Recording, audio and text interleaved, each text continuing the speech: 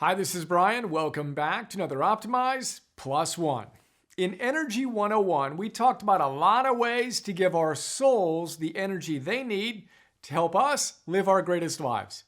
Eating, moving, sleeping, breathing, meditating, stuff like that.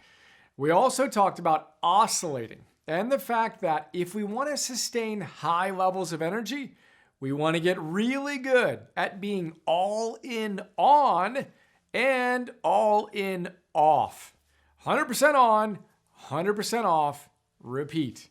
Oscillating between intense work and intense recovery, making nice big waves.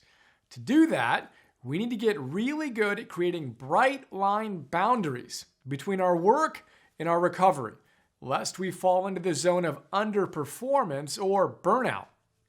We'll talk more about that tomorrow. For now, I'd like to talk about the optimal work-to-rest ratio. The authors of Peak Performance shine some light on how to approach this wisely.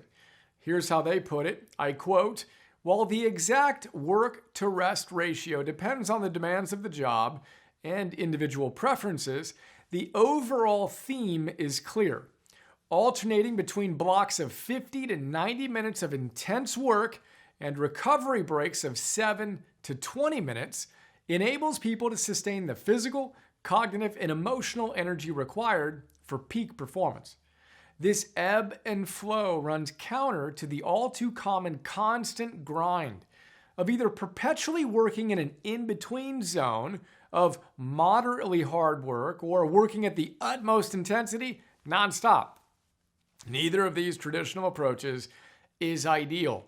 The former leads to underperformance, and the latter leads to physical, cognitive, and emotional fatigue, and eventually burnout."